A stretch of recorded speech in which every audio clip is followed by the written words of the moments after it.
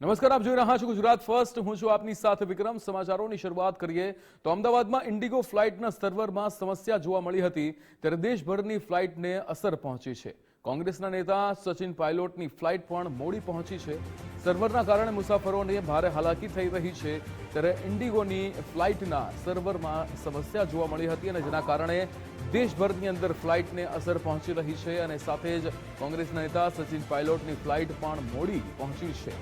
અહીંયા સર્વરના કારણે મુસાફરોને જે ભારે હાલાકી થઈ રહી છે, દેશભરની ફ્લાઇટને અહીંયા અસર પહોંચી છે. અમદાવાદની અંદર ઇન્ડિગો ફ્લાઇટના સર્વરમાં સમસ્યાના કારણે આ તકલીફ જોવા મળી છે. દેશભરની ફ્લાઇટને અહીંયા અસર પહોંચી છે. કોંગ્રેસના નેતા સચિન પાયલોટની ફ્લાઇટ પણ મોડી થઈ છે, ત્યારે સર્વરના કારણે અનેક મુસાફરોને હાલાકીનો સામનો કરવાનો વારો આવ્યો છે. ઇન્ડિગો ફ્લાઇટના સર્વરમાં ખામી સર્જાઈ છે અને જેના કારણે દેશભરમાં જેટલી પણ ફ્લાઇટ્સ છે ઇન્ડિગોની તેને અહીંયા અસર પહોંચી રહી છે અને જેના કારણે લોકોને ભારે હાલાકીનો સામનો કરવાનો વારો આવ્યો છે. સર્વરના કારણે મુસાફરોને ભારે હાલાકી થઈ રહી છે, ત્યારે આમાં કોંગ્રેસના નેતા સચિન પાયલોટની પણ ફ્લાઇટ મોડી પહોંચી હોય, મોડી થઈ હોય તેને લઈને પણ અહેવાલો સામે આવ્યા હતા.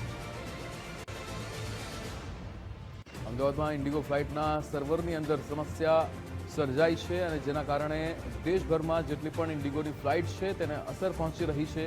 લોકો કે જે અહીંયા પોતાની ફ્લાઇટની રાહ જોઈને બેઠા હતા, આપ જોઈ શકો છો, લોકો પણ અહીંયા ગુસ્સે ભરાયેલા જોવા મળી રહ્યા છે. આપણી સાથે ફોન લાઈન પર માનસી જોડાઈ ગયા છે. માનસી, ઇન્ડિગોની ફ્લાઇટના સર્વરમાં સમસ્યા થઈ અને દેશભરની ફ્લાઇટને અસર પહોંચી, શું વિગતો?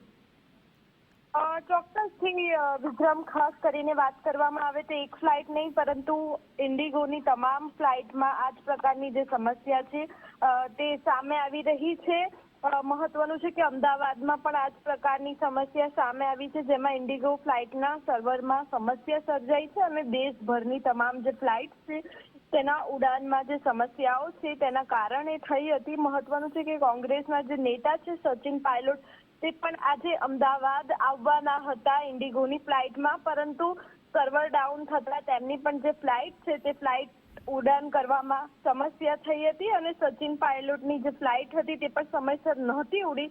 તેઓ 11 વાગ્યે અમદાવાદ એરપોર્ટ પર પહોંચવાના હતા, પરંતુ તેઓ ન આવી શક્યા ફ્લાઇટના કારણે અને મોટી સંખ્યામાં તેમના સ્વાગત માટે કોંગ્રેસના જે કાર્યકર્તાઓ હતા તે પણ મોટી સંખ્યામાં એરપોર્ટ પહોંચ્યા હતા અને તેમના સ્વાગતની તમામ તૈયારીઓ કરી હતી. ફૂલ હાર સાથે તમામ કોંગ્રેસના દિગ્ગજ નેતાઓ અને કાર્યકરો અમદાવાદ એરપોર્ટ પહોંચ્યા હતા, પરંતુ ખાસ કરીને જે રીતે ચેક ઇન થી લઈને બોર્ડિંગ સુધીની પ્રક્રિયામાં પણ જે વિલંબ નોંધાયો હતો અને તેઓ સચિન પાયલટની ફ્લાઇટ ન આવતા તેઓ પણ શોભમાં મુકાયા હતા. ઇન્ડિગો એરલાઇન્સના સર્વરમાં અચાનક ટેકનિકલ સમસ્યા સર્જાતા આ પ્રકારની પરિસ્થિતિ સામે આવી છે, જેના કારણે તમામ જે ફ્લાઇટ છે તે પ્રભાવિત થઈ છે અને સર્વર બંધ થતા ચેક ઇન થી લઈને બોર્ડિંગ સુધીની તમામ પ્રક્રિયામાં વિલંબ સર્જાયો છે અને તેના કારણે તમામ જે મુસાફરો છે તે મુસાફરો લાંબો સમય એરપોર્ટ પર અટવાઈ ગયા હતા અને સર્વર ક્રેશના કારણે અમદાવાદ સહિત દિલ્હી, મુંબઈ, હૈદરાબાદ, બેંગ્લોર જેવા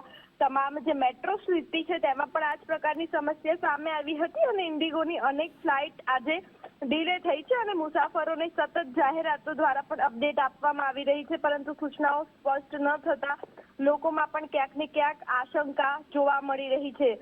મહત્વનું છે કે રાજસ્થાનના પૂર્વ મુખ્યમંત્રી અને કોંગ્રેસના જે વરિષ્ઠ નેતા છે સચિન પાયલોટ, તેમની પણ ફ્લાઇટ પર આજે અસર થઈ હતી.